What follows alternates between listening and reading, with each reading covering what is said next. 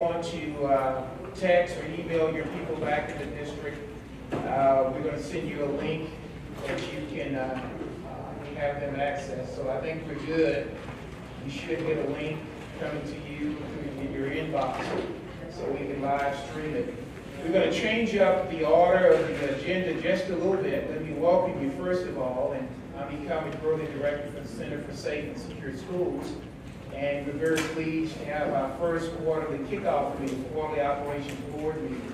As you know, these meetings are designed to provide you with a platform to network, share ideas, and continue to collaborate around the area of safety and security for your schools and your district.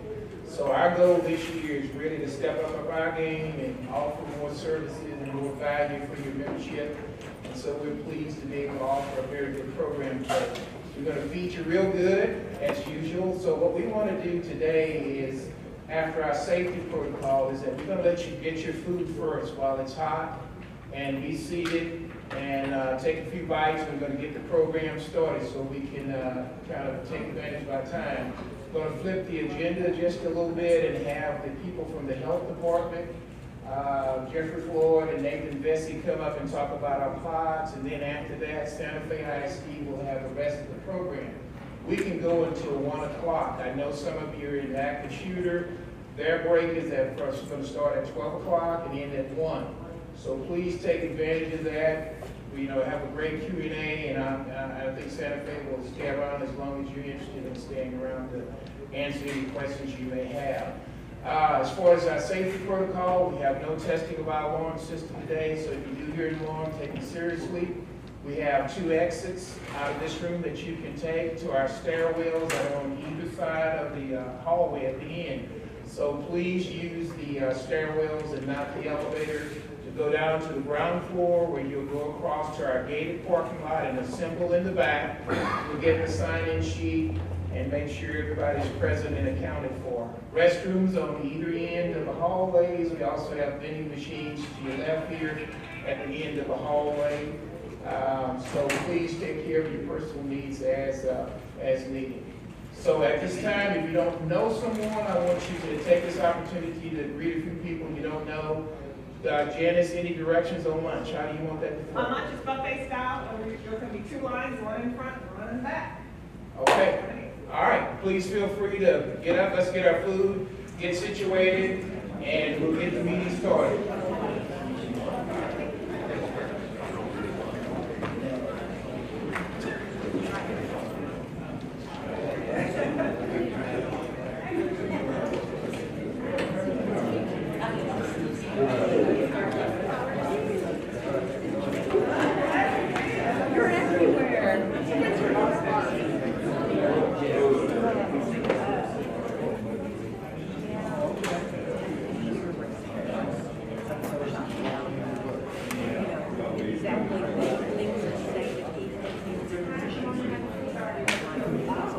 We've got lemonade, tea, coffee, like everywhere. Please help yourself.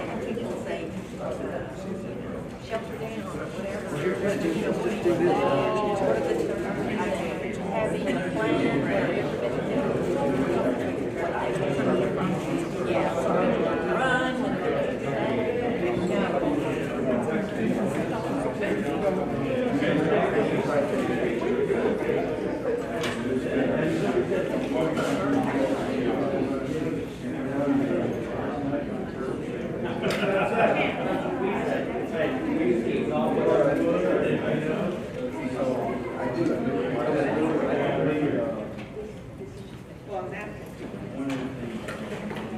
What's going on now? How you doing?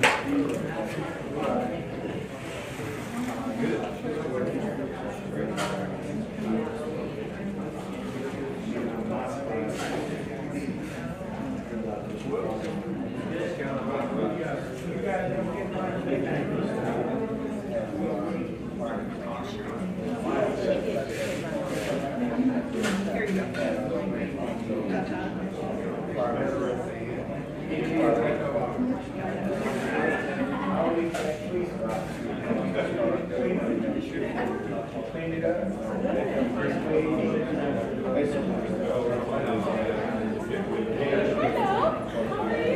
How are you?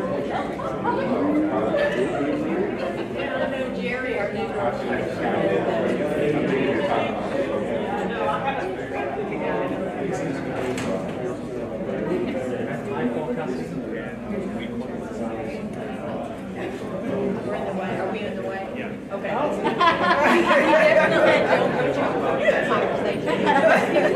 Yeah, I don't know.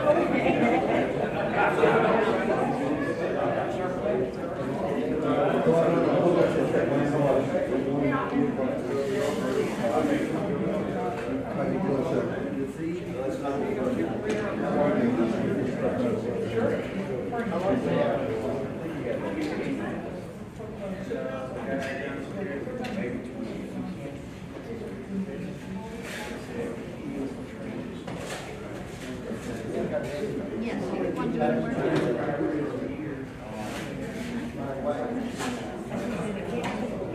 radio spot? No. That's a surprise. That's part of what he does. You have to make sure they're charged, working.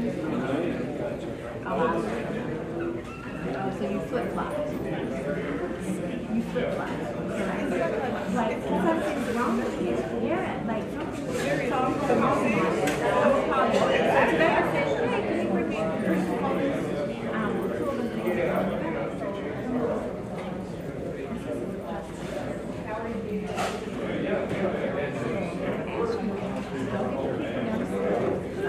Bringing them right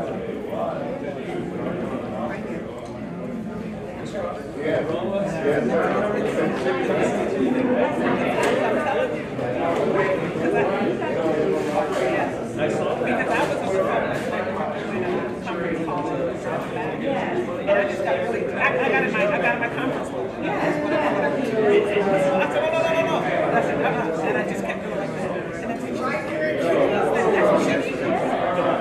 She knows that.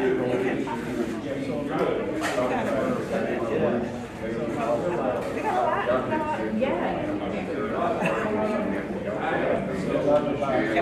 I'm gonna sit down after we do the workshop. Yeah, so I can't access it on my laptop. So I went to the police and going back to get all of our persons. Yeah, it's on the shared drive. Yeah. And the 18th of December. Yes, I know. I told her to take it out. But I think it's more than Why would it be? but they only put one of them. Yeah, because I would have probably put it there. Yeah.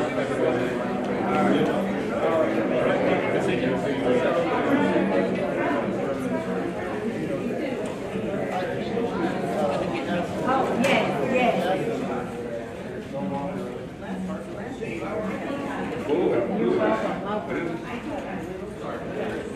Hey, okay, I have to call me Mr. B. All right. Mr. B.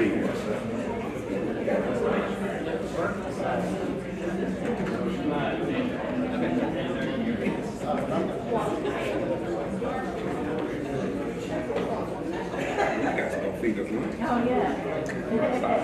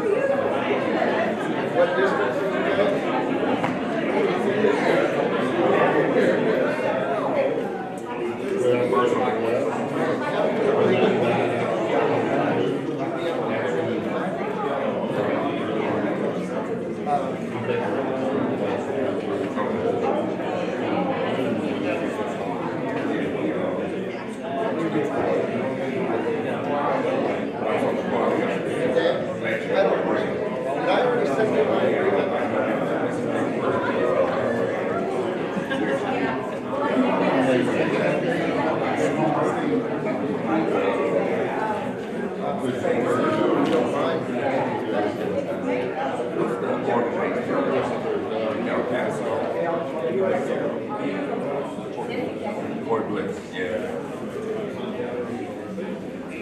Okay, yeah. So we teach a lot of the guys also get the point. Get the other four. Can't think right now. We just go through the ranges.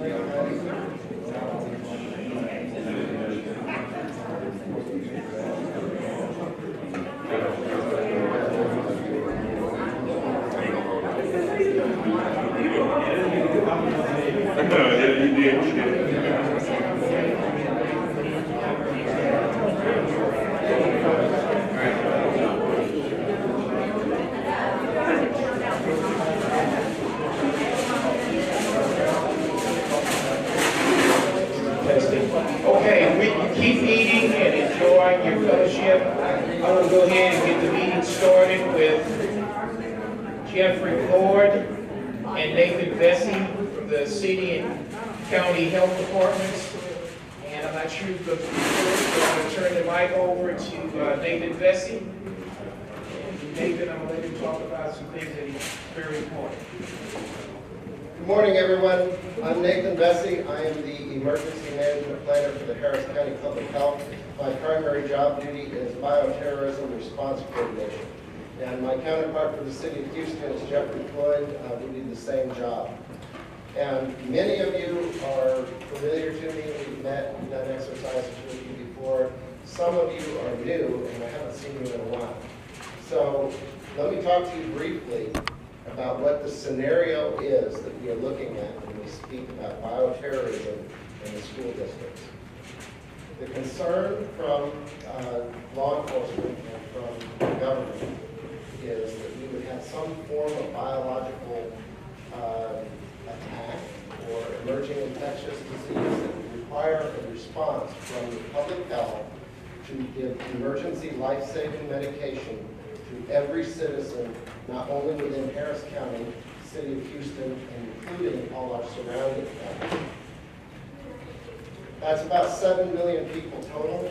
For Jeff and myself, that's about 2.5 million people each. And the plan to do this involves a federal program called the Strategic National Stockpile. That's a program where they maintain vast warehouses of emergency medication, primarily antibiotics, that are aimed at things like anthrax, tularemia, Q fever, plague, and other horribly nasty bugs that we don't even want to talk about. The worst case scenario that we're prepared to deal with is anthrax. And anthrax has the shortest response time for us to save lives in our community. If this were to occur, it potentially would happen with no notice, and my boss likes to frequently describe that as the sunny day and blue skies problem. That like hurricanes, we can see those coming, there's warnings, we see the storm clouds gather. But for a biological concern, it's going to be a beautiful day, there's kids in the park, the sun will be out, and we're going to call you up and tell you this catastrophe has happened. So the reason Jeffrey and I are here today to discuss this with you is many of our points of distribution, the locations where we intend to hand out medicine to the public, are high schools or middle schools in your districts. That's not an exclusive list, but a lot of them are. So we have agreements with you. I'm actually in the moment trying to renew mine, so I may come by and visit with you just shortly. And Jeff has some exercise things, but mostly we want to remind you that we're here and that we need to visit your districts, and please don't forget we exist. So, Jeffrey, you have some exercise points, I think. Good morning. So one of the things that we want to definitely, we don't have nearly the amount of time that we need to cover, the whole scenario, how all of this works, all of the logistics that will be involved in it. Nathan, would you mind handing these up? Yeah. Oh, Can you guys see and hear me? I don't want to be standing in front of somebody else, but a little self-conscious about my backside being facing this way. Maybe I'll stand behind this table. How's that? All right. So one of the quickest thing we thought we'd do, we met with Mr. Burley several weeks ago, is to just kind of give everyone a reminder that this is a partnership, really. And so as the Center for Safe and Secure Schools has gone through some changes over the years, it's time for us to kind of do kind of a reboot. Just remind you that this partnership does exist regardless of all of the personnel changes and those things that have happened. I'm going to stick around for the Santa Fe presentation, so I'll be here to the end. I actually have a list of the pod sites that the city of Houston has agreements with, that we're planning to use in your school districts. So we have been, what Nathan has just handed out to you are the requirements. This is a modified document from the State Health Department, but it lists the requirements that we have that we depend upon the school districts to accomplish. Both of our agencies and Nathan and I are completely grant funded, and so there are certain deliverables that we have to accomplish in order to meet our standards and complete our grant requirements. And so if you're looking at this sheet, I know some of you're eating, but the federal government has continually whittled down what we can actually do for exercise credit. And so everything every requirement that we have now involves the school districts. So if you're looking at this sheet, you'll see that we're responsible for a staff call down. Most of that we have accomplished in the past through our health department staff and volunteers and our emergency management folks and those kind of things. But we know that if we have to, I don't think Nathan mentioned a time frame specifically, that we'd have to accomplish this mission if this is an anthrax scenario, but we would have to dispense medications to the entire jurisdiction within 48 hours. Now, we don't have 48 hours to dispense because the medication would have to be shipped to this area, to the state, and then the state would have to break it down and then distribute it out to the local health department. So we're talking about probably somewhere in the nature of 24 hours of actual dispensing.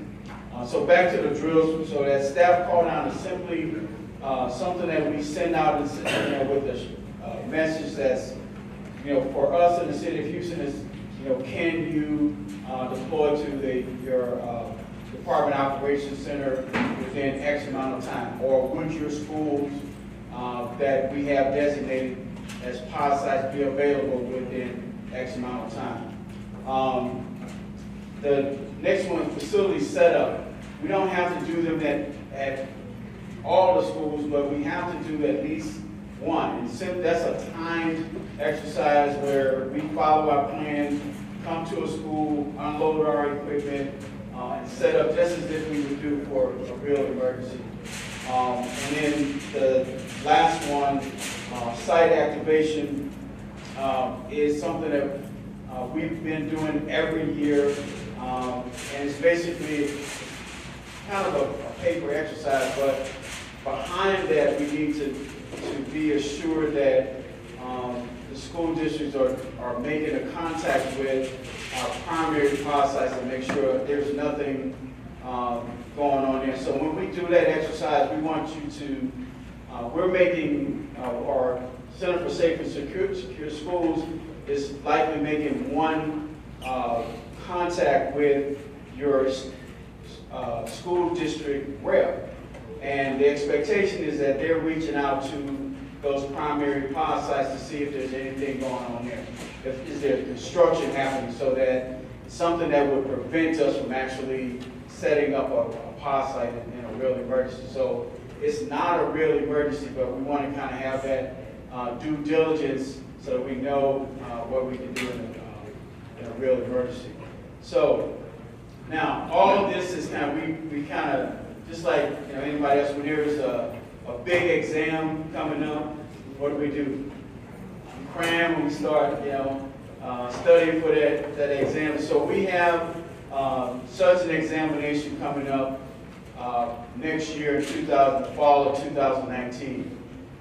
It's called a full-scale exercise, and each of our school districts will be responsible for setting up live pod sites and those kind of things, just as if it was a real emergency. Now, for the city of Houston, we have 50 what we call open or public pod sites within the 7 school districts that we have agreements with. Harris County is probably a little bit different, but some of our school districts overlap, and that's kind of one of the reasons Nathan and I are here, so that we can kind of you can see our faces and know that, so that you can see we're united.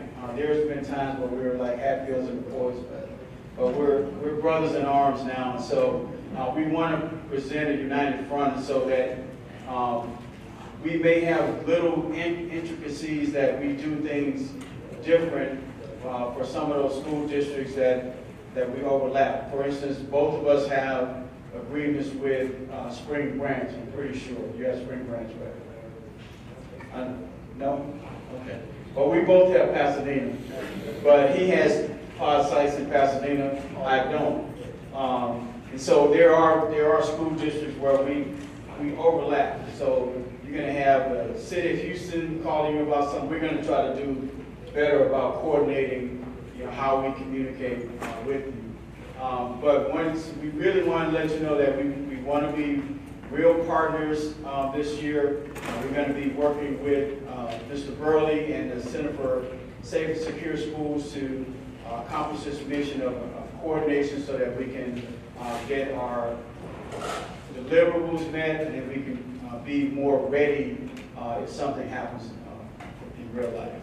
Are there any questions for either of us before we hand the mic back over to Mr. Burley? Again, my name is Jeff. I'm going to be sticking around. I do have information for the school districts that we work with. So we have City of Houston, we have Aldine, Alief, Houston, Humboldt, Spring Branch, and primary process. Thank you.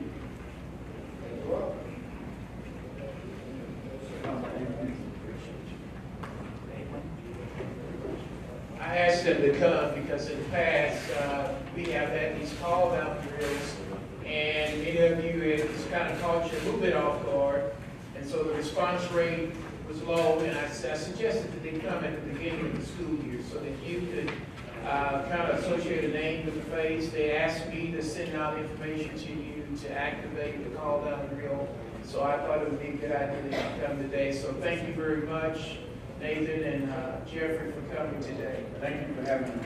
Absolutely.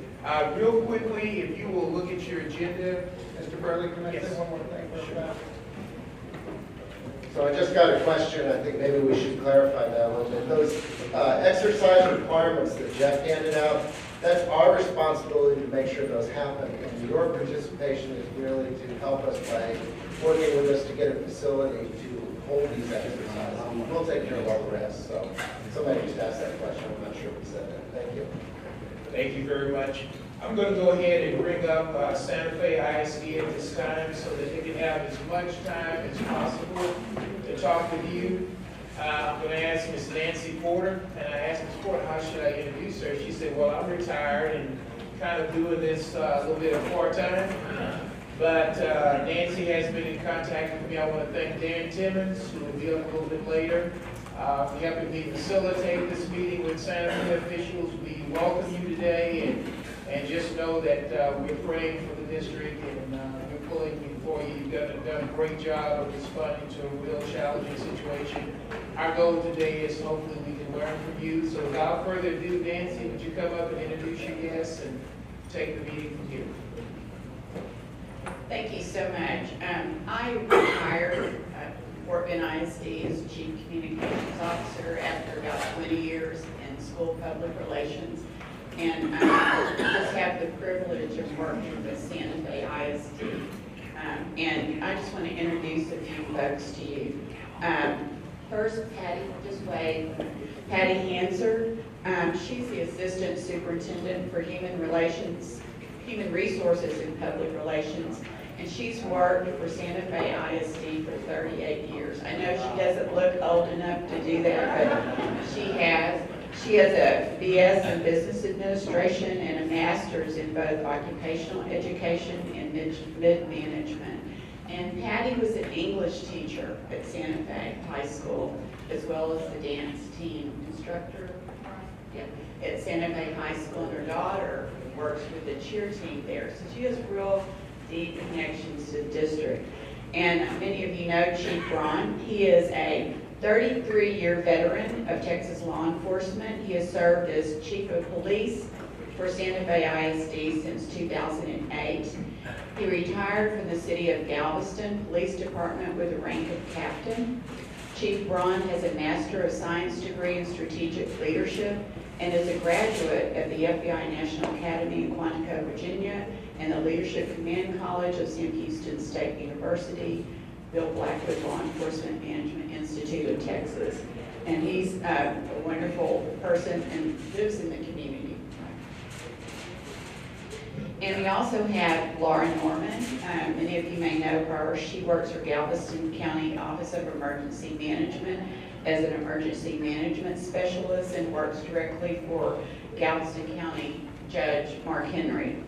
And we have Randy Martindale, who's just wonderful. We love those people that understand technology and social media, and she does.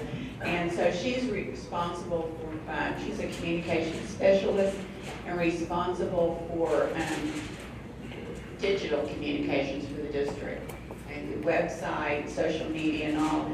And Randy is a graduate of Santa Fe ISD, and she's worked for the district for 23 years. And Sean Ringrose, wonderful asset to this team, works for Jetty for 2 years. He has a background in IT and in crisis communications and emergency response. So we're just going to go through a few things. There's an after-action review that will come out with a lot of the details of it. But these are just lessons learned, things that we wanted to share with you. Okay, first of all, I want to thank Mr. Burley for having us here today. This is not a really easy topic to discuss, so I want to just say that. And I also want to say that we could have not done and what we have done to this point without the support of these people that are sitting up here, Laura and Sean, and the many others that came to help us during this event. You've all seen the images of Santa Fe High School on May 18th. And that unbelievable tragedy that unfolded. And we have been forever changed because of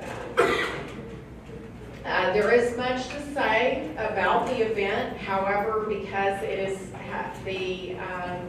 the case has not gone to trial, there are things that we cannot share and will not share. So, and as Nancy said, there will be an after-action report that will come out from the state of Texas after this, as a certain point in time. The lessons learned, one of the most significant lessons that we've learned is that it can happen in any district. It doesn't matter how large you are, it doesn't matter how small you are, it doesn't really matter how connected you are. We're a very family-oriented district, and it still occurred in Santa Fe ISD.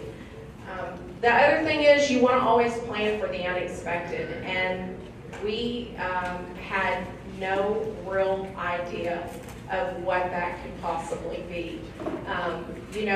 You plan your everyday events and your routine, but nothing prepares you for this. And there is no playbook for it, and it's not a club that you ever want to be a part of. So the things that, you know, we were not prepared for, or the unexpected things, were just the amount of media, the national media, the local media. We were inundated with that.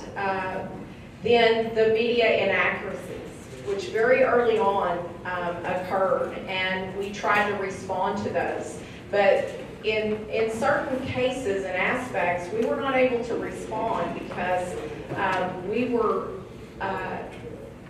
pretty much silenced by an investigation. You know, the FBI took over, and then there were a lot of things that we could not share. And then the complexity that we face due to the changes. Chief will talk a little bit about that later, but the metal detectors, that's not something we'd ever experienced in our district before. So there were new norms, and there continue to be new norms. We are trying to get to that level of resiliency and to a normal way of life in Santa Fe ISD, but we're continuing to face new norms every day. And then the chaotic nature of politics, it occurs. And for example, I'm just going to give you one example, and that is that our district generally closes during the week of July the 4th. However, many of us were still working. And we found out through the media that that metal detectors had been donated to the district. We never received notification, and so I found myself in my office responding to that. So, you know, it's those kinds of things too that are just totally unexpected. Just to give you, I'm sorry, I probably skipped ahead, but just to give you a little profile of the district. We're a very small district. We have 4 campuses. We have 2 elementaries, 1 junior high, and 1 high school. We're currently in the process of building a new elementary. However, our enrollment is currently about 4,824. We have about 650 employees. But as Nancy alluded to earlier, I've been in the district for a very long time. So I see some of my students, my very own students, entering the workforce in our district, and we're very proud of that as well. But we have a lot of our staff who are Santa Fe residents, they're Santa Fe graduates. We have grandparents, we have, you know, so we consider ourselves a true family. These are our demographics. And so just to give you a little bit of a look into our ethnicity populations. But overall, you know, like I said, the most significant lesson is that it can happen anywhere. And now I'm going to turn it over to Chief, who's going to share with you a little bit about the plan, the management plan.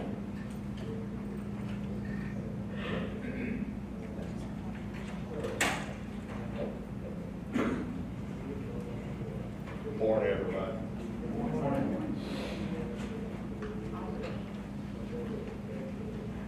The district has a pretty good program, I think, as far as preparedness for different events.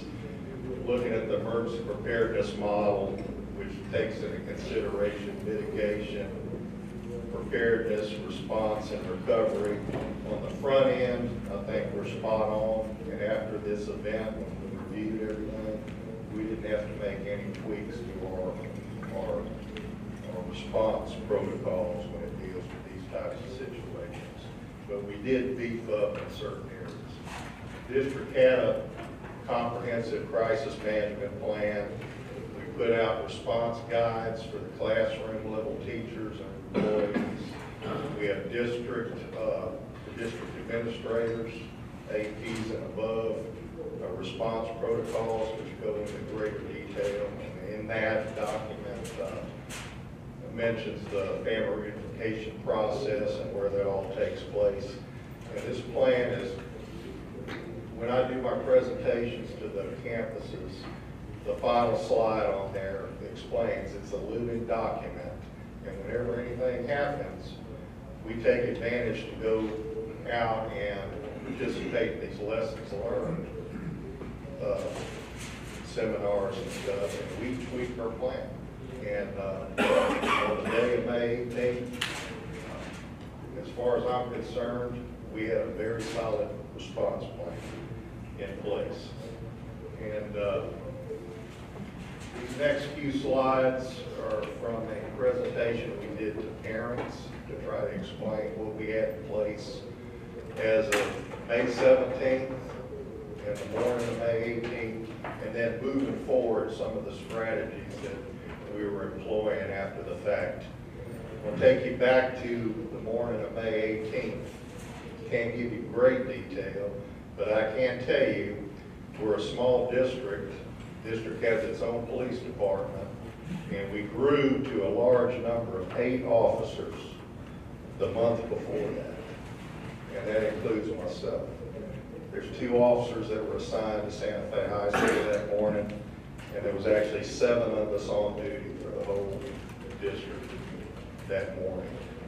The city police department is a small department as well. They had 3 officers on duty.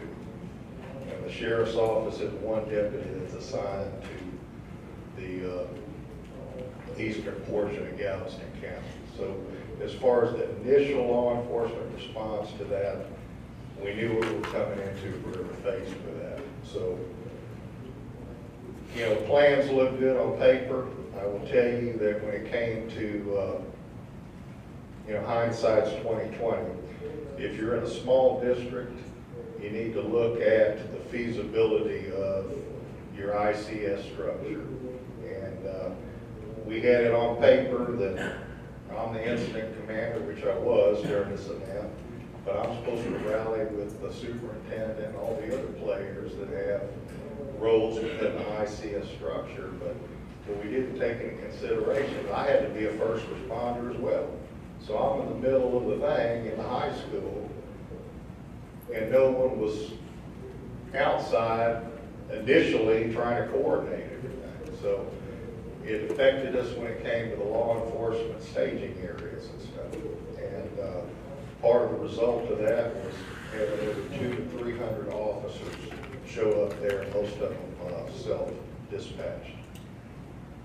I'll go through some of these slides. I tried to explain it as easy as I could to the parents. And these strategies, I've made bricks in a wall. Just add bricks to these different strategies for mitigation, preparedness, response, and the recovery. Before May 18th, police presence on every campus. We were small, but we had cops in every school, including the elementary campuses. And good relationships between the kids and the officers so we could gain information from them. Campus safety and security audits, we do those regularly. We also do intruder assessments annually where we put somebody, drop them off at the various schools and see if they can infiltrate the perimeter of the school and gain access. Tribal tips is our anonymous tip line, and in the past we did offer some cash rewards, but we got very few tips coming in because the word on the street was snitches get stitches. So the kids weren't really using that program to the best of their ability. All the schools had secure entry vestibules. However, the high school's been redesigned to accommodate the metal detectors and put some bullet-resistant glass and everything in there. Moving on to ongoing, some of the things that we did initially is, I'm going to talk about money right now. Initially, the Department of Education within that week gave $1 million to the school district. That was all on TV. I'm sure y'all all heard about all that. but that money was only for recovery.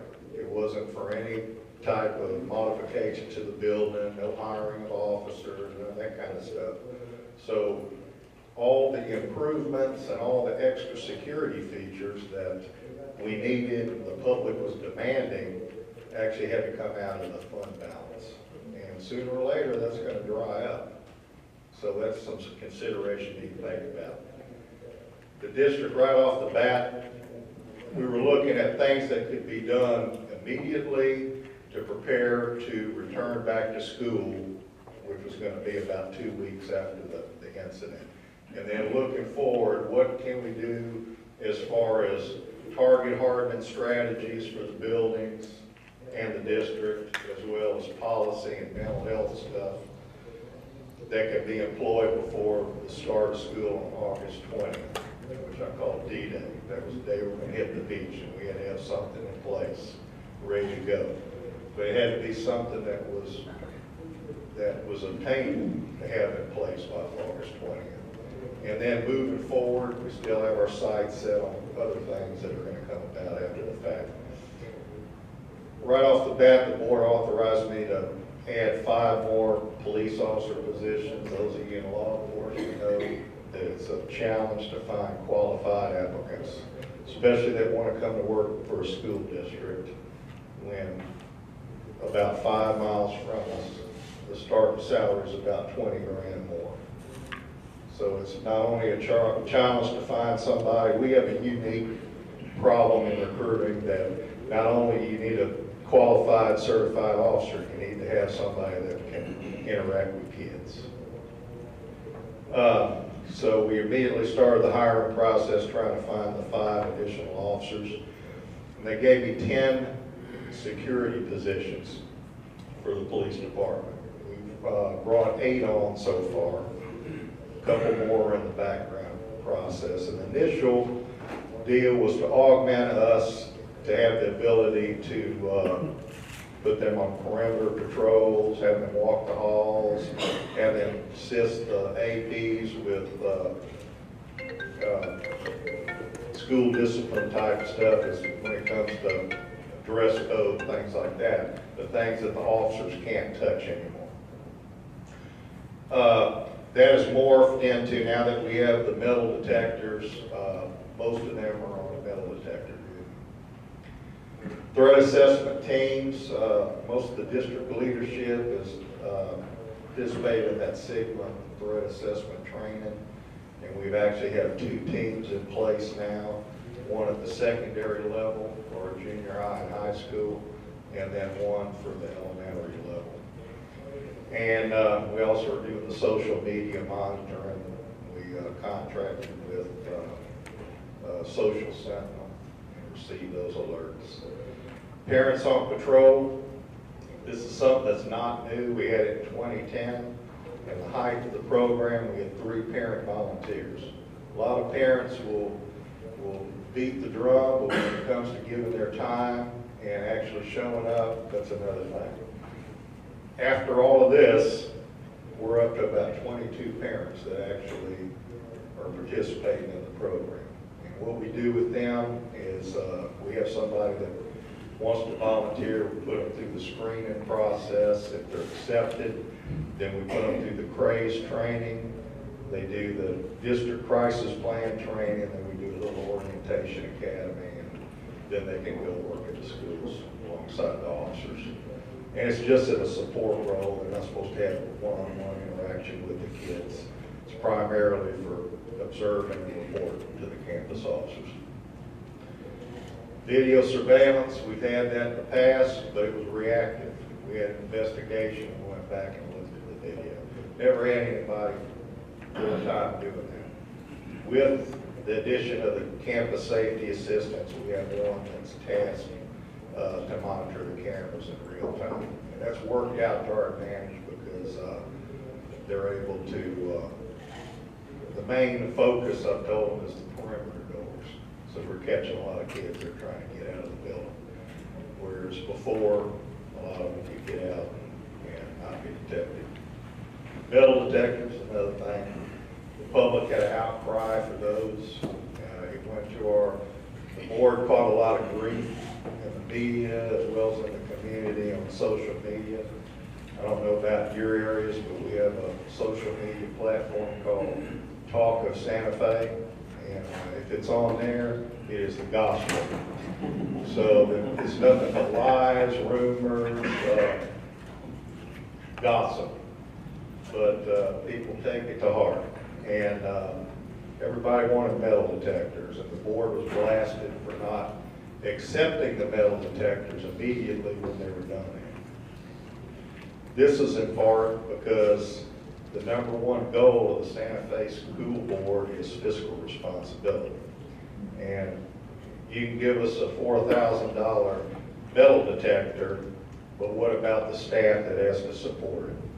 And just in my security systems that have to be augmented by teachers, that's over $250,000 for the year. That's got to come from somewhere.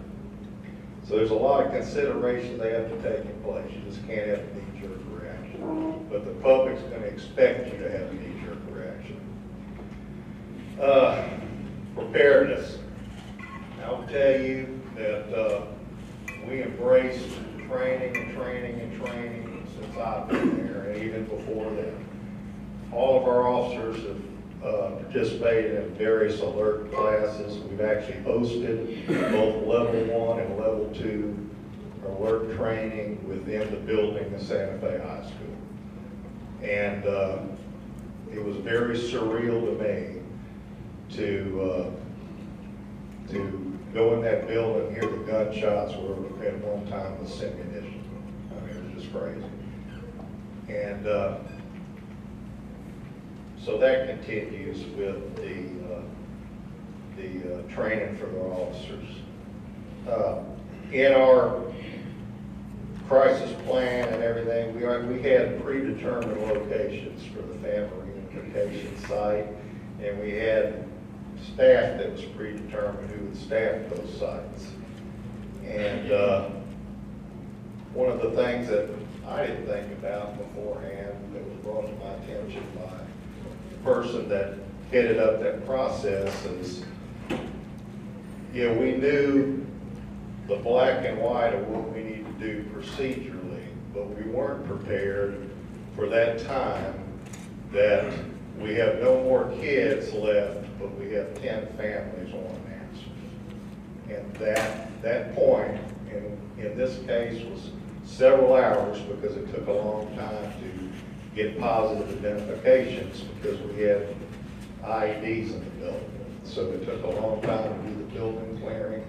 Once that was done and the medical examiners went in there, and then they brought myself, my assistant chief, and a couple of high school counselors to do the identifications. And that process was lengthy.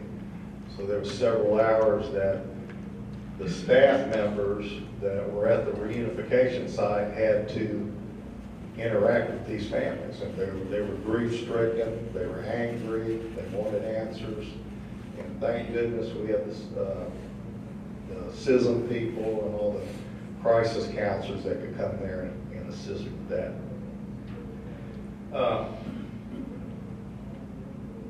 Also that was predetermined was the Joint Information Center.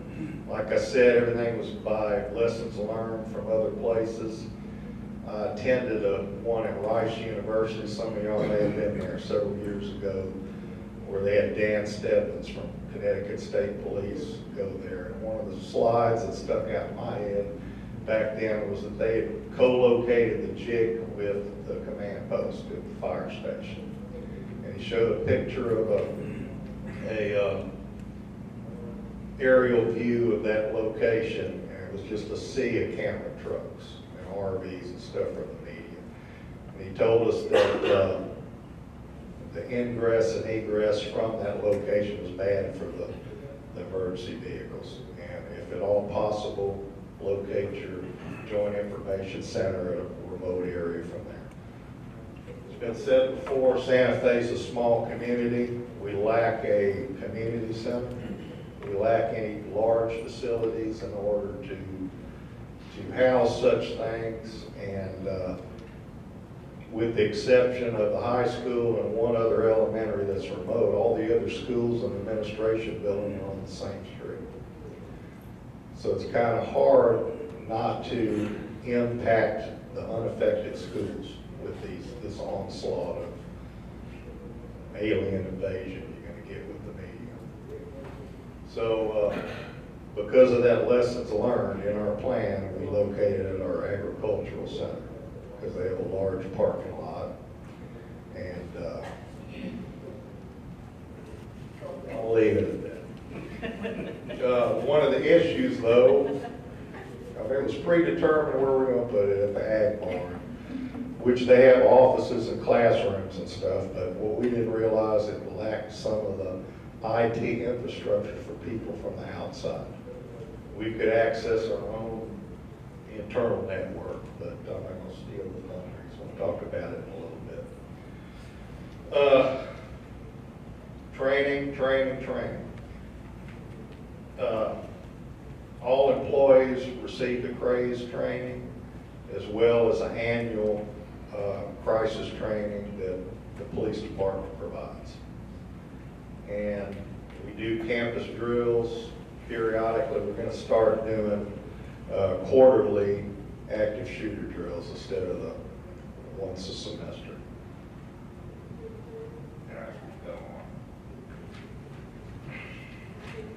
Preparedness ongoing.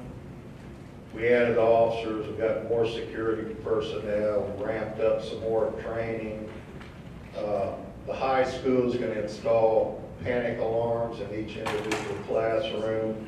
We have the metal detectors, security entrances beefed up with bullets resistant glass, and they've got a little McDonald's window that the office staff, a lot of the parents that come in there are dropping things off or getting paperwork, so don't need to access physically the office. So now they have a window in the vestibule where a lot of the business can be transacted. And then if they need to come into the office proper, they'll go through the magnetometers and enter through another door. And that was done through modifications which were very costly, which came out of the fund balance. Interior door locks were put in and other type things. Okay, response. Police presence on all campuses, to include those elementaries. We had all the protocols in place. One thing that helped us on that morning in our plan, we built in that our maintenance and operations folks, they all have predetermined locations at each school to where they go for traffic control. Now think about this, you got 6 or 7 of our officers, 3 city officers and a deputy, all going to take care of an issue. Who's going to secure the perimeter of the school until additional outside law enforcement can come there? You're going to have an onslaught of parents trying to rush there. You're going to have the media coming there. So what we thought of was to have our maintenance folks. And they know that if something happens at the high school, I go to this intersection, or I go to this gate, or I do this. And our dispatcher has a script if we have certain things and who to notify and what to happen. That was one of the first things that was done, was to get maintenance out there so they could be relieved. We'll move on. After the fact, some more layers that we added on the responses, beefed up additional officers. We're up to 14 full-time. We had 5 part-time. We're up to 9 on the part-timers plus the augmented staff and 10 security assistants. And another issue was maps with the other agencies. That was one of the things I heard after the incident, that some of the troopers didn't have maps to the campuses. The city police and the deputies have been in that building, so they're familiar with the layout. But when it's put out that there's an active shooter in the art wing of the building. Some of the outlying officers that are within the county didn't know where that part of the building was. So we've made up map books and we're in the process of disseminating them to all the county agencies so that they got them in the patrol cars. Let's see. Recovery. This is a part that you don't really think about that greatly. We kind of place, as law enforcement officers, we place great emphasis on the mitigation and the preparedness and then the actual response protocol. But in the recovery aspect, that's something that I think in law enforcement we kind of fall short on. And some of the challenges we had there was in the area of counseling, although we have a lot of counselors that have come in. The district has beefed up the counseling staff to include mental health counselors. Financial, touched on that. You're going to have to make a lot of changes quickly, and you got to have a money source for that.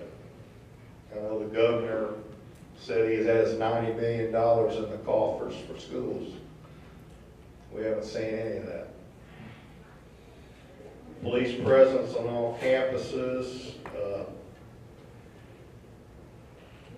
On the first day that we returned after the shooting, Chief Kimberly's here. There's probably some other ones here. They all came to our aid. We had probably over a dozen ISD agencies that came out and helped support us. That was a tough day for not only the students and the staff, but also the parents. And seeing that show of force is very important. So we were talking earlier about trying to come up with something beforehand to where we can augment each other. Media relations, that's the thing, you know they're coming, but you don't know the extent of it. Danny can probably cover that more, but it's ruthless. It's absolutely ruthless. Pass the torch. Good morning. I cannot sit down and talk, sorry. I'm a fidgeter and it's been too long after lunch. I put myself to sleep. Good morning. My name's Laura Norman and I'm with Galveston County Office of Emergency Management. And that's not my slide. All right. Our responsibility in the state of Texas is to make sure that the citizens in our community have the resources that they need. We like to use the mantra that all incidents start local and they end local. So my encouragement to you as a public subdivision, a school district, is to build relationships proactively with your local city and county emergency managers. You do not want to meet on a bad day. You don't want to have to communicate your plan on a bad day. But our entire responsibility is to make sure that you have what you need. And we have been so fortunate to get to know these folks right here. Chief Braun is absolutely right. He had a great plan. He had a very solid plan.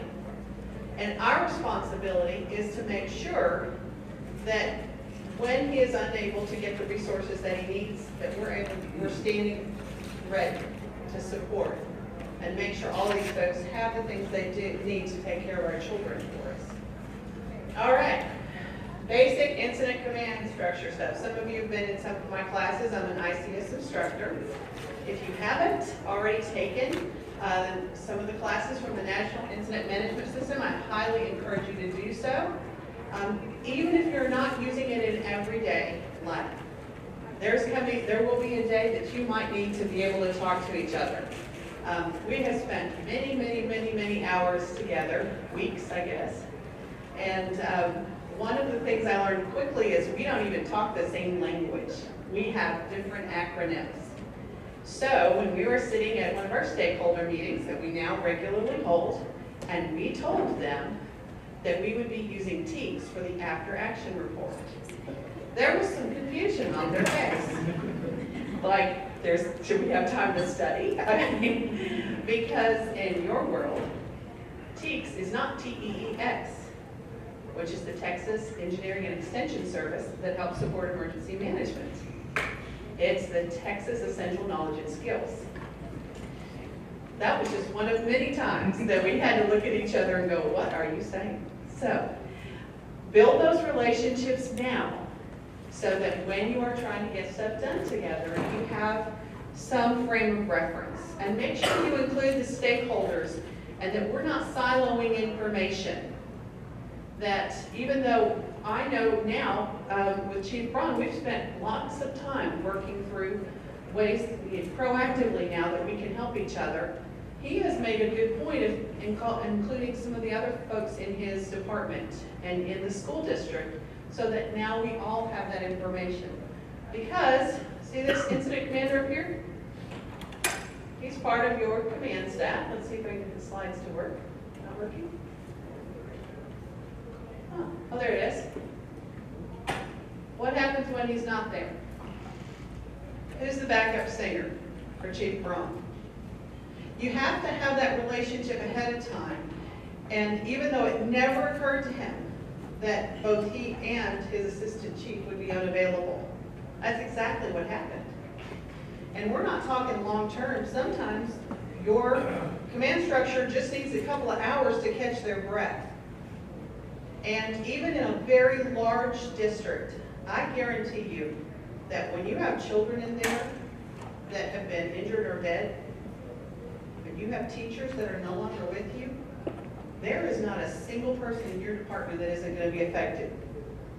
And it is gut-wrenching to try to move through that, even with the adrenaline push that makes, most of us first responders keep going. You have to put some reality in your plan and assume you're not going to be able to take that lead.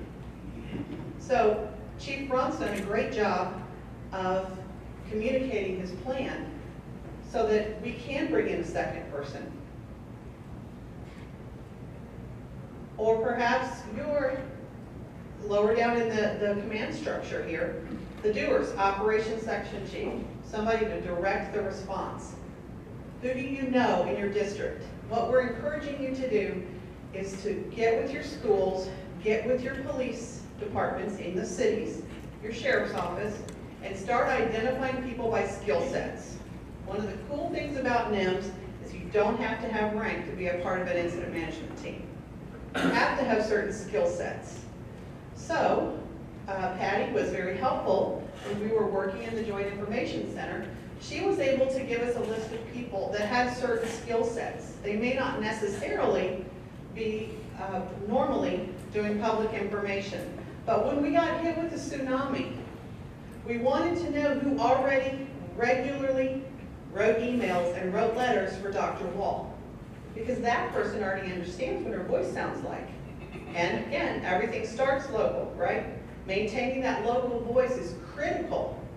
Making sure that Dr. Wall remained in charge of that incident, that Chief Braun remained in charge of that incident, meant that we had to make sure their voice was heard in a manner that they're accustomed to speaking. So Patty was very instrumental in helping us find people that we could backfill some of these positions in. So look at the people in your community in those school districts that already are doing some of these jobs or have skill sets. You might have one person that's already doing logistics because they're responsible for buildings or transportation department. Whatever those particular logistical items you're going to need for your response, look and see who's already doing that. And then find 2 or 3 backups. We had a conversation with Hays County. So one of the only counties that called up and said, hey, we've never had a mass casualty incident at one of our schools. That's true of the other 254 counties, by the way. So Hays County called and said, can we bring our plan? Can we sit down with you and bring our plans? And just, would you look at them and see what we're missing? So we did that. Here's some of the things that we discussed with them that we're hoping will be helpful to you. First of all, these are initial actions. I got some grief for this when I brought this slide up one time, because I said, the response in the investigation, that actually wasn't the biggest issue. Because our police, fire, and EMS took care of business.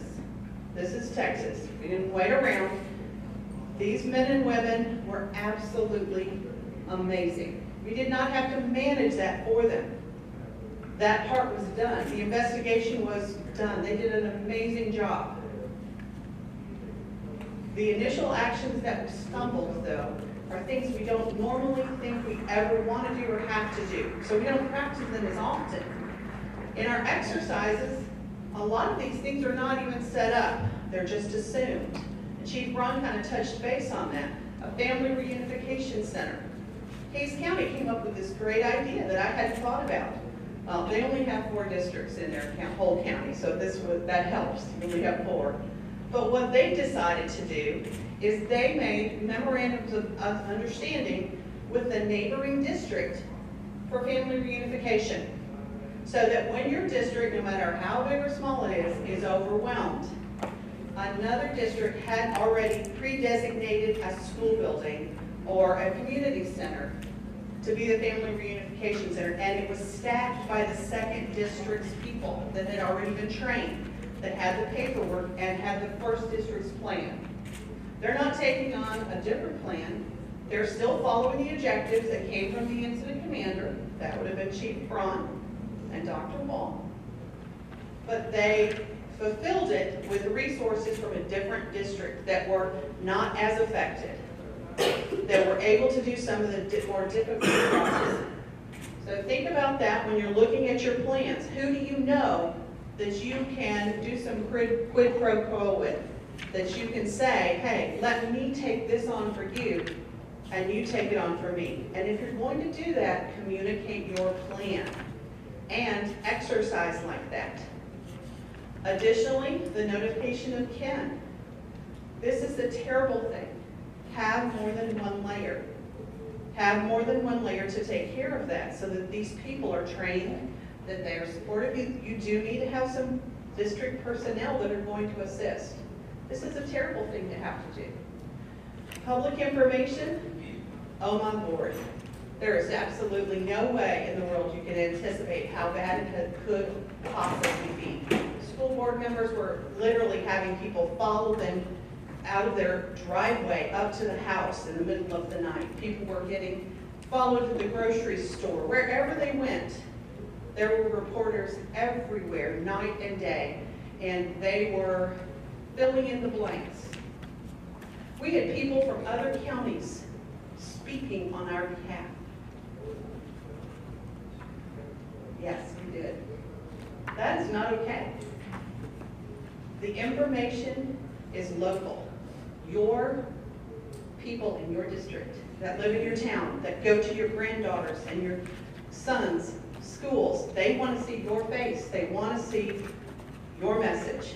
They don't want to know that somebody from a different city or a different county is speaking for you. They want to know it's going to be okay.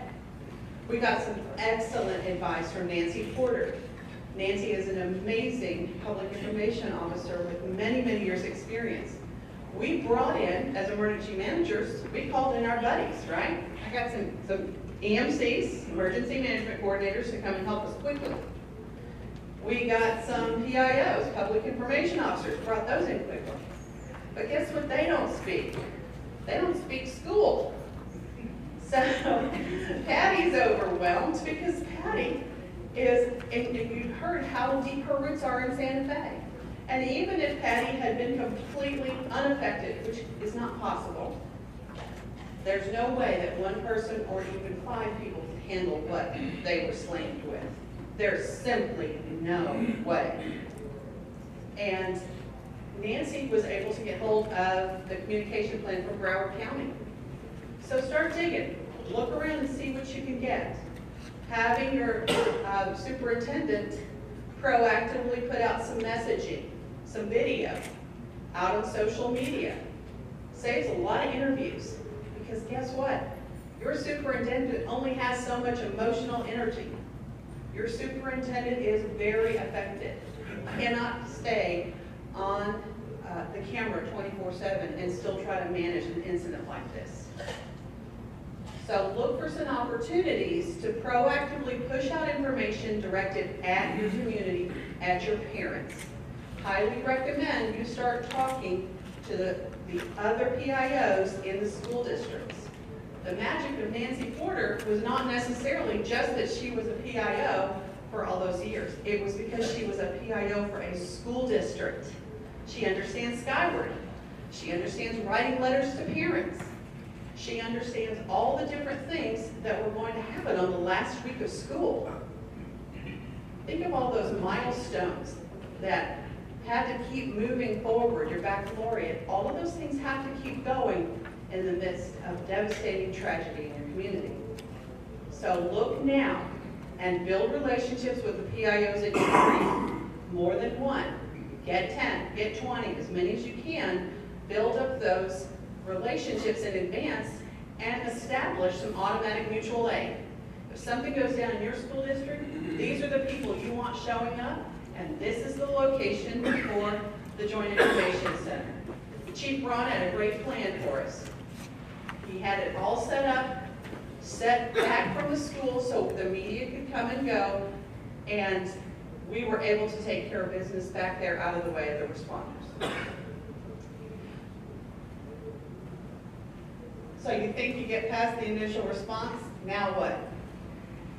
You have 1,500 or more people in a building. Guess what they need? They need comfort. They need counseling. You have another couple hundred responders that need critical incident stress management, CISM. All of that has to be managed.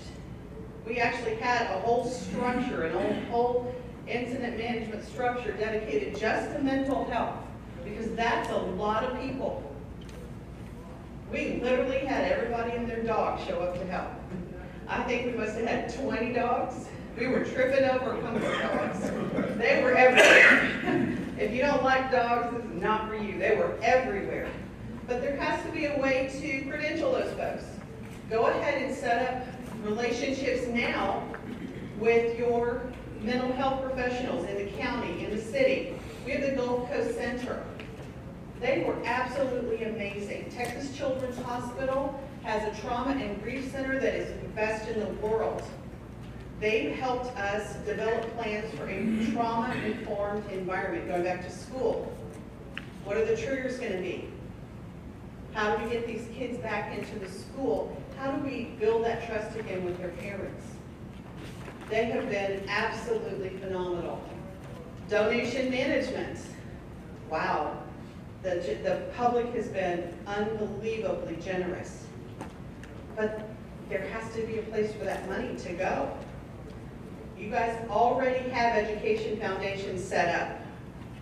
What you may not have, though, is a mechanism to work that into pushing it back to the families of the affected. The National Compassion Fund has been there since 9/11. Is that correct, Chief? Is it 9/11?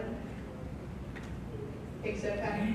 It's been there a long time. The National Compassion Fund, you need an MOU, a Memorandum of Understanding, and they will help filter that money back to the families and then give 100% of it back to the families. We found out quickly that the person managing, the director of the education fund, got completely slammed because money was supposed to go help these families with the funeral expenses, with travel plans for their grandmas and aunts coming to the funeral. But we didn't have relationships with the hotels. We didn't have direct bill with rental car companies, and rental car companies will not take a credit card from your foundation fund. So if you need to rent a rental car, our director literally had to drive down there to the airport to use the credit card because her name was on it so that she could get that family to the funeral.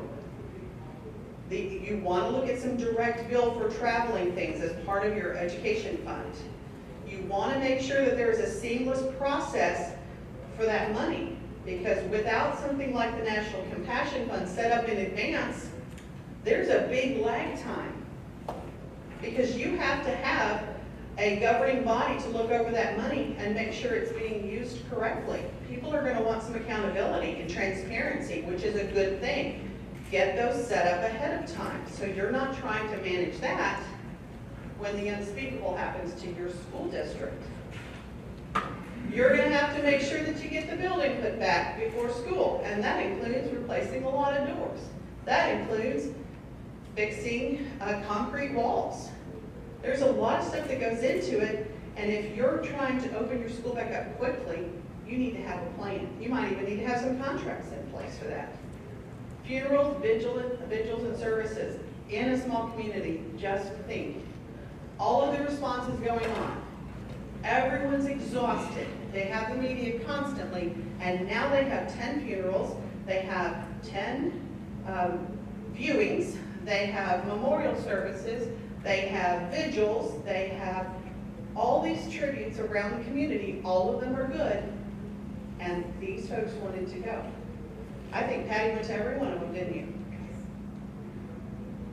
I want you to just think for a minute about the emotional toll that it took on for the superintendency, assistant superintendents, and all of those people involved.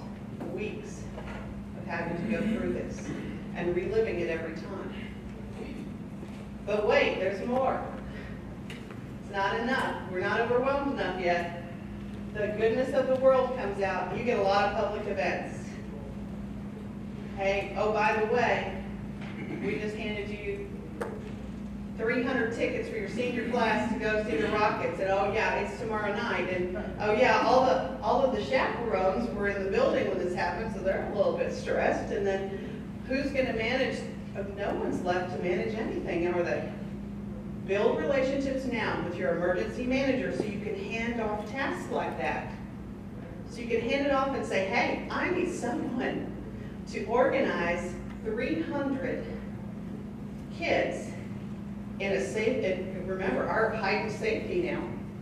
We had a SWAT team, I believe, that went with us, didn't we? We had 30 cars and a SWAT team escorting us through the city of Houston. It was beautiful. People stopped on the side of the road and took their hats off when the buses went by. It was absolutely beautiful. That all happened because we were able to work with the emergency managers in our community and build that up. We had the comptroller's office manage traffic for us. We didn't have to do that.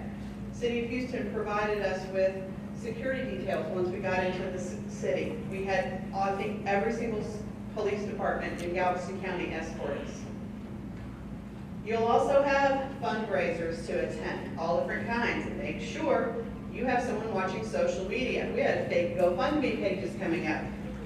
We had fake fundraisers coming up. All of that stuff has to be followed up on. Open records requests. Anyone ever got one of those? How many days do you have to respond? 10 days. Thousands and thousands of them come in. I saw our county attorney yesterday, and she's still a little shaky. She had literally just caught her breath from Harvey. And you have 10 days to respond to each of those, and they are coming and coming and coming. Dignitaries and VIPs, all of those need their own security. They all need attention. We also had protests, not so many here, but we were geared up for them, so we had to monitor those as well. And again, really, the biggest thing I want to make sure that we emphasize is that your emergency managers in the community want to help you. So sit down with them, have some conversations about difficult subjects, build those relationships now, and please let us know how we can help you. Please let us know how we can support the objectives that you have. When we were in the midst of it, one of the things that was a constant struggle was not allowing state and federal agencies to take over the scene. Everything starts local and it stays local. Our unified commanders, Dr. Wall and Chief Braun, never gave up their authority. They did use state and federal resources, but they were in charge the entire time. So build those relationships now, know who you call for resources, and make sure they understand that the objectives that you have set together are the ones that you feel is best for your community and your school districts? Okay, I'm going to move along because I know in the interest of time, we have several other things to talk to you about, but Laura hit on the mental health and wellness, and it's very important that that continues as an ongoing process. We have the honor of working with Dr. Julie Caplow, and her statement there about resiliency is the norm after a mass violent incident, and 78% of the children will be symptom-free. Others will need assistance to avoid post-traumatic stress. And we are currently experiencing that on our high school campus. And so we have mental health and counselors that are on our campus now and have been since the very start of school.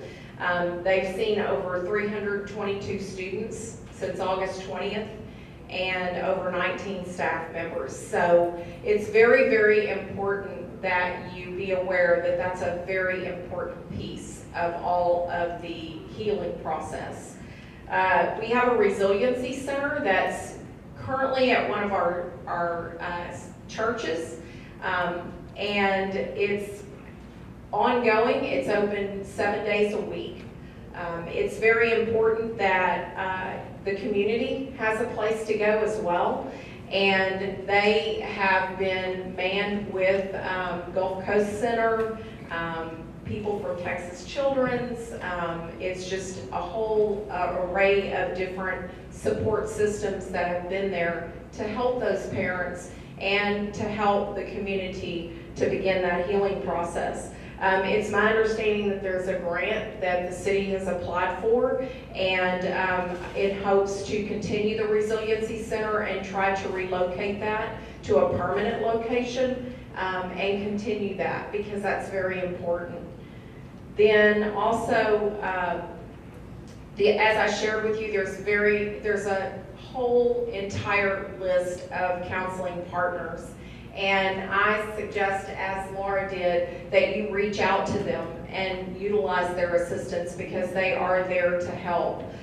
We had, we even had the Region 4 Education Service Center. Pam Wells was there with us for a majority of the beginning of the time after May 18th, and their support has been ongoing as well. So please reach out to those people. Also, our Santa Fe ISD mental health support team, as I said, currently, we have guidance counselors on every campus, as many of you do, but however, they're not equipped to handle the trauma and the post-traumatic stress that some of those students and teachers are going through. So we currently have 4, what we began calling at-risk trauma counselors. Now we refer to them as wellness counselors, because we want to get into a place where those students feel comfortable of going, to that counselor and seeking their assistance as time goes on. We have a family advocate counselor, we have behavior specialists, and we have 3 licensed LSSPs. However, we've just recently contracted with a 4th, but those people are important as well, because those people are in your school district and they have built relationships with those students.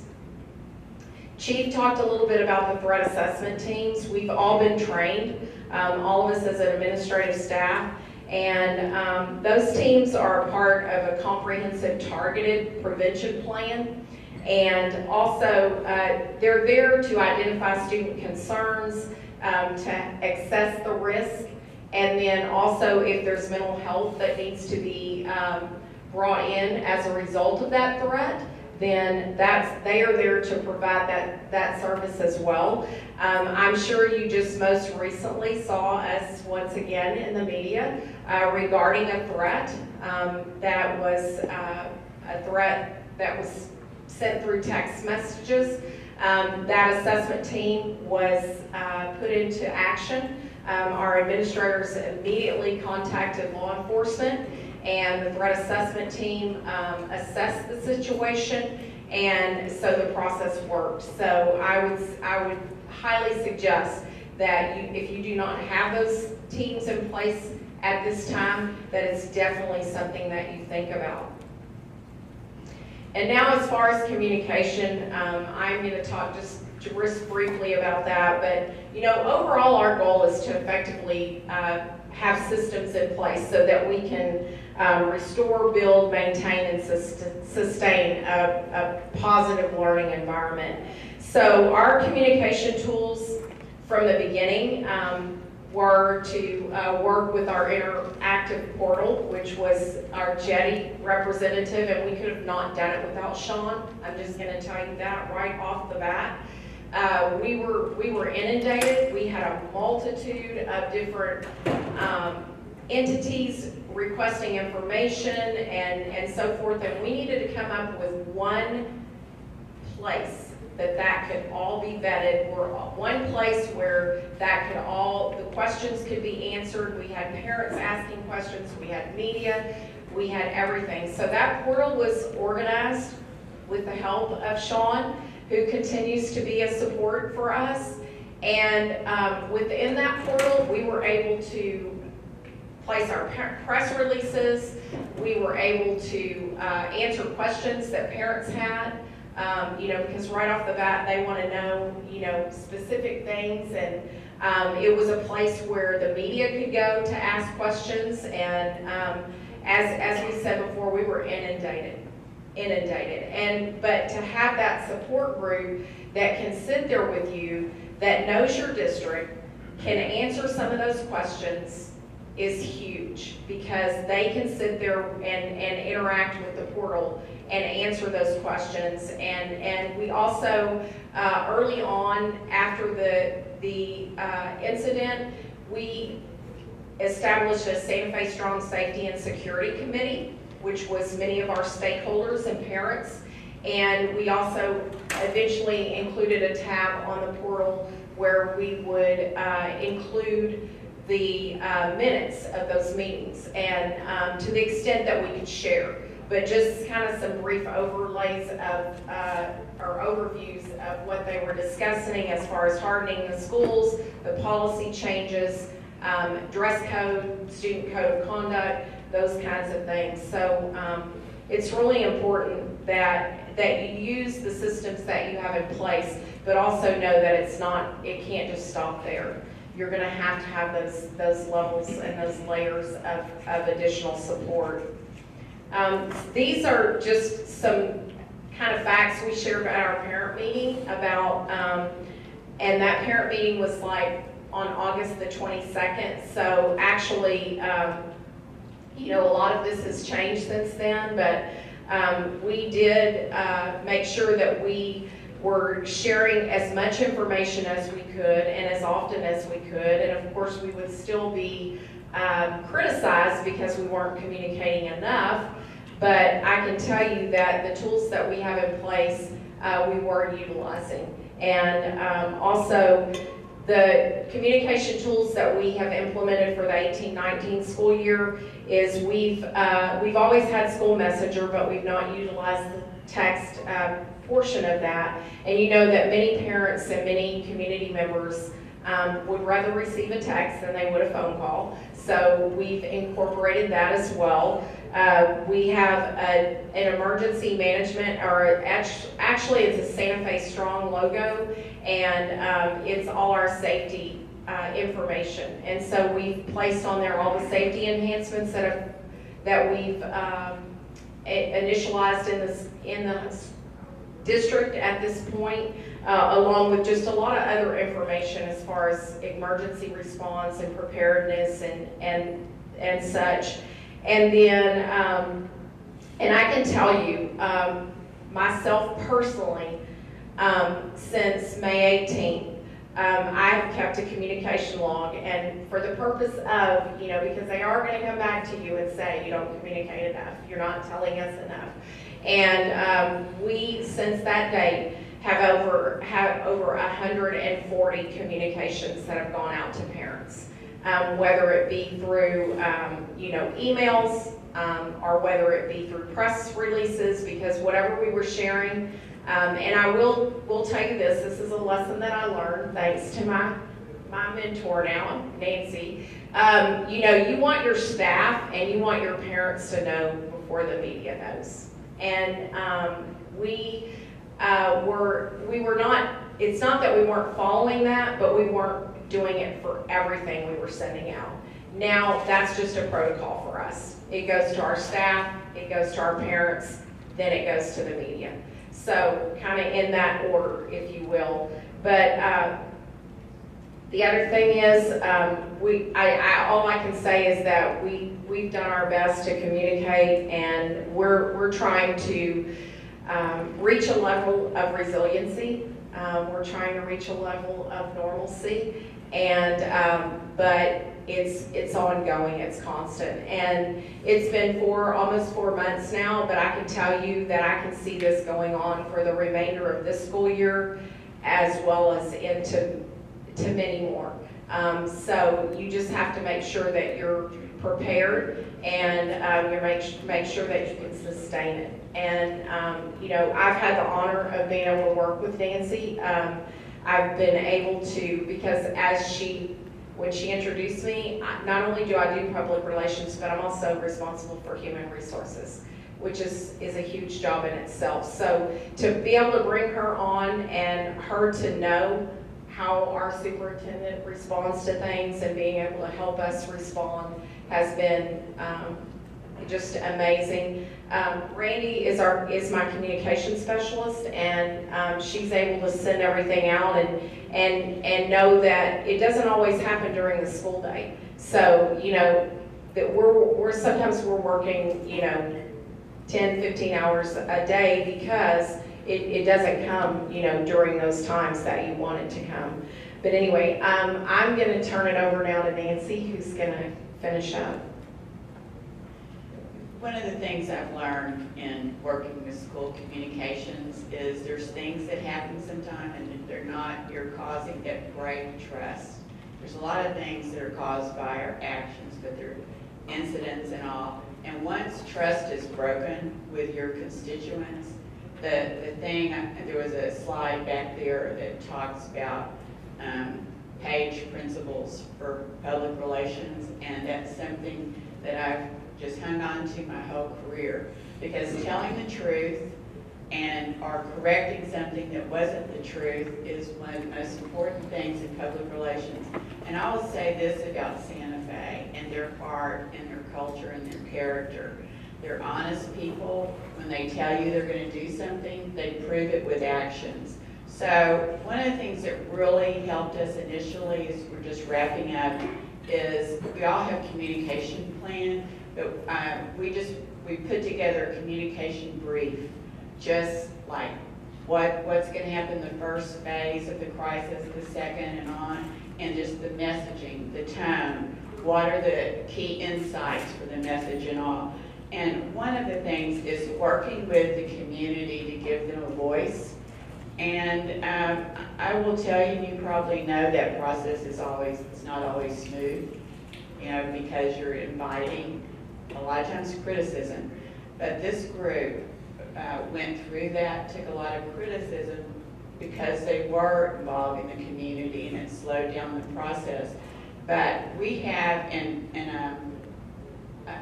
Patty, why don't you put that up? If you want a copy, we've started doing this thing called Safety Matters every week.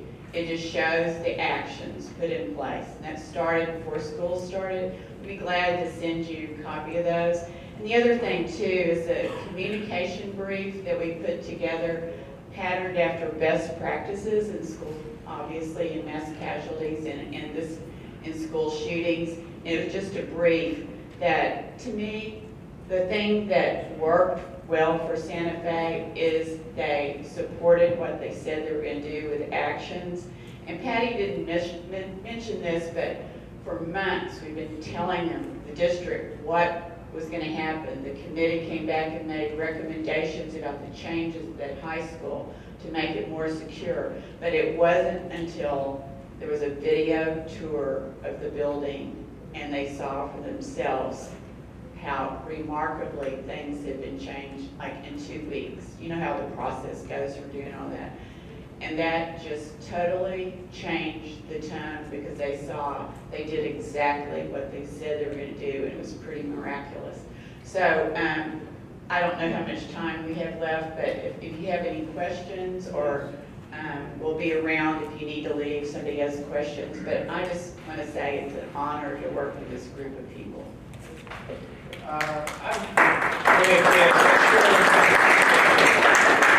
is outstanding. I was riveted back there. I know I saw people writing feverishly. Q&A is important because, so I want to give you a chance to ask questions, and we can go up until 1 o'clock, or however as long as they can stay, or you can stay.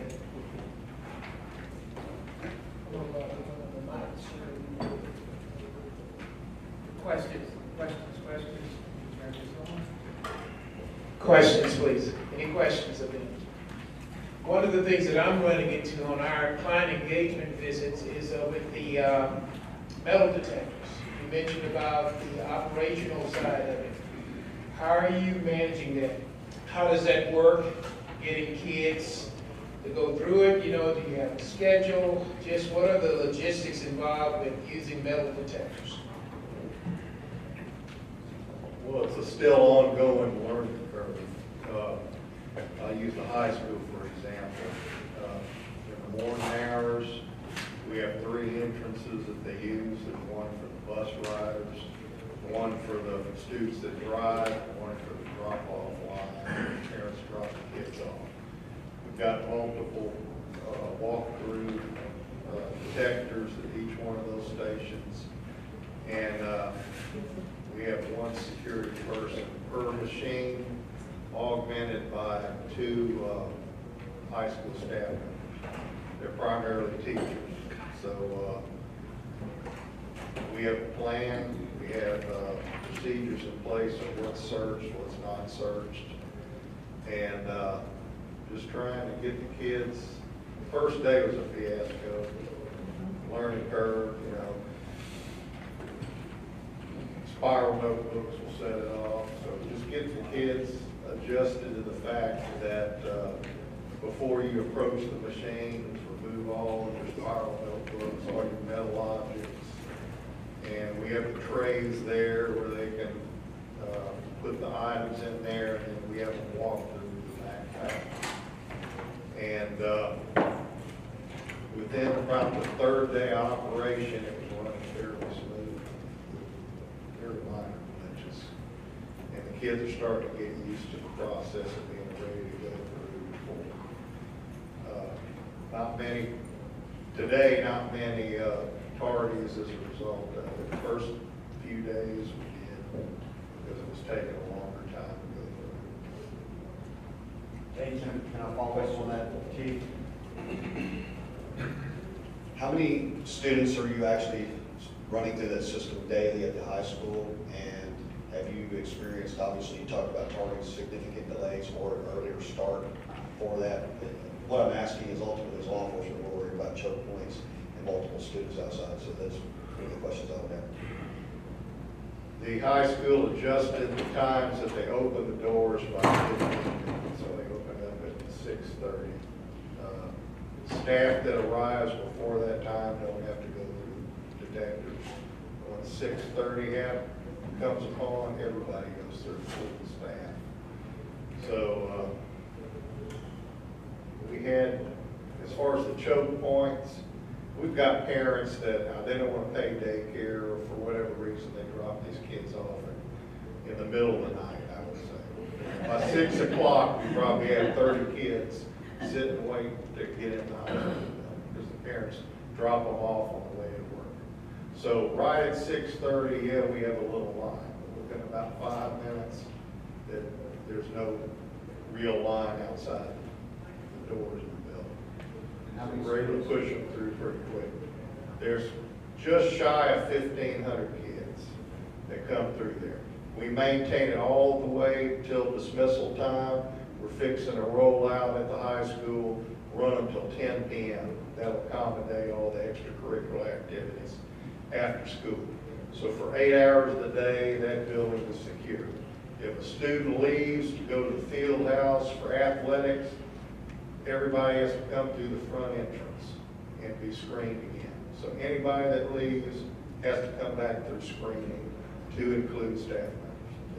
Chief, I'm sorry for monopolizing the whole, I'm just a lot of questions related to that. The $250,000 you talked about across 4 campuses, $62,000-ish per campus. If you divided it out, does that include your till 10 p.m. or is that a whole other layer of cost associated with running? That cost is district-wide. The majority of those personnel are at the high school itself. Yes, that's what I'm talking about. I just divided it out across 4 campuses and get it out to 62 per campus. But just until 10 p.m., I'm wondering, 3 additional staff, at some point, they've got to be compensated for that entrance and exit. We're going to shift 2 of the security guards in the evenings to accommodate that. Thank you. Other questions? So, Patty, this question is for you, just out of curiosity. Was there a bigger staff turnover than normal? And if there was it hard to recruit teachers and staff members in? There wasn't a significantly larger amount of staff turnover. It was basically pretty normal for our high school. You know, so I can't say that it really was affected by that. In some cases,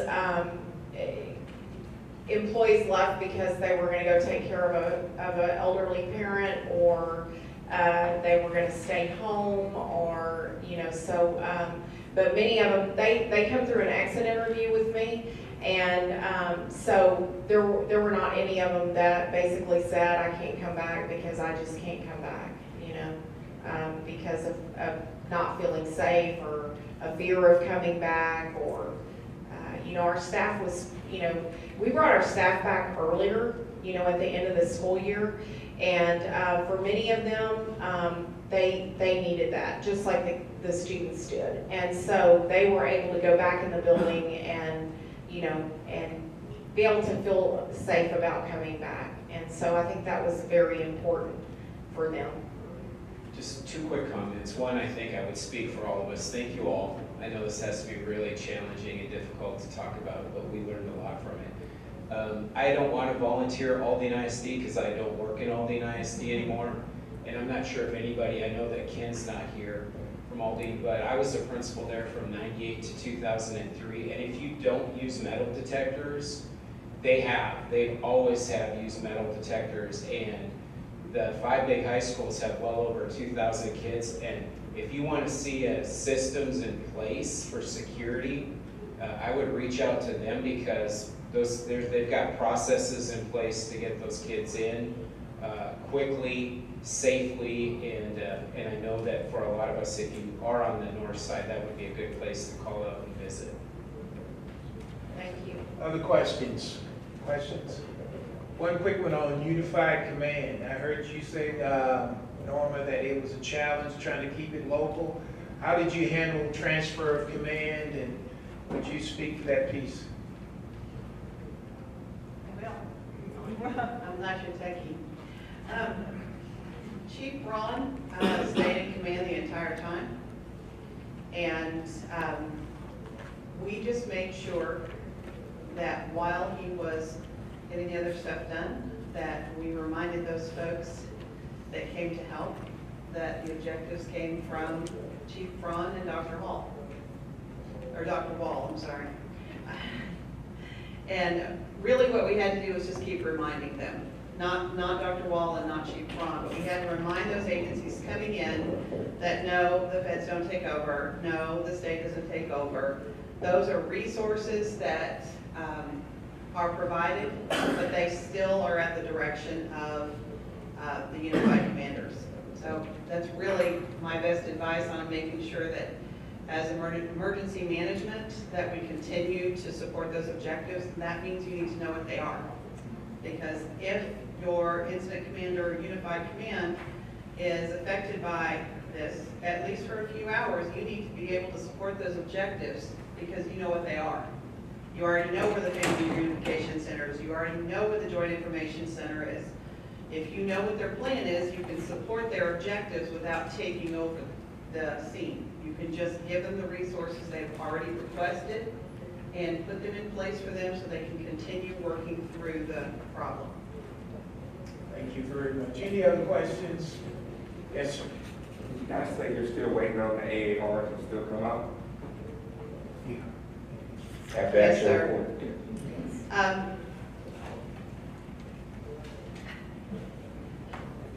Well, there's some political things, just a couple.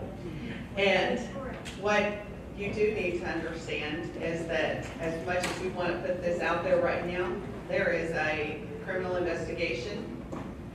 We have massive amounts of Open Records Act for everything we say or write down. And we are trying to make sure that we abide with the Attorney General and the district attorneys, and that we support their efforts to bring justice to this. So we do have one scheduled, and we will try to cover a lot of the stuff that we all handled outside of the response, but a lot of those things are going to have to stay secure for a while until we at least get some wheels of justice rolling a little bit further. Thank you very much. Let's show them our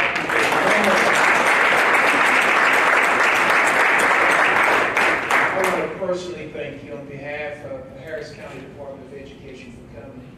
And as someone has already said, this was tough, but we're learning a lot. Thank you for sharing and coming today. I want to thank Dan for helping me facilitate this and get it going. Dan, we've had a good association over the years. So we have these meetings quarterly, and I need your help in understanding what you need from me in terms of bringing good programming to you. I need your feedback. So we do have a site for you to go, a link. Is that correct, for them to give us evaluation? We'll send the link to them. We'll send the link to them. So please give us feedback. The next meeting, we need to change to December the 6th. We have a conflict, but December the 6th will be the next meeting. Let me know if that date works for you, and then the meeting in March is scheduled for March 5th. We're going to have to move that to February the 26th. So if you will give me that feedback on what you feel like you need to do, one thing that I know Ms. Massey Jones has asked me to do is try to pull districts together so y'all can find out what others are doing. Talked to Chris the other day, and they're doing some great things out in Tomball, but other people need to hear about it. We're in Cy-Fair. Cy-Fair has a great system going on, and some portable trucks that they moved to help do a reunification. They've already got all the stuff they need to do a reunification plan, and they can move it to a site in no time at all. So those kind of things we want to be able to do and facilitate that. I think Pasadena said they would volunteer sites, so we could get that part of the county, the southern part of the county together and facilitate a meeting, and then get the north side up here to pull together. Let's facilitate a meeting. So thank you again. You can come to the threat assessment. I just saw that you had Okay. Yeah. opportunity. Membership, if you have a membership in the Center for Safe and Secure Schools, the threat assessment training coming will be free for one person. And all NIMS classes that we have here, you can send 2 representatives free as a member. Thank you again for your time. Have a great day.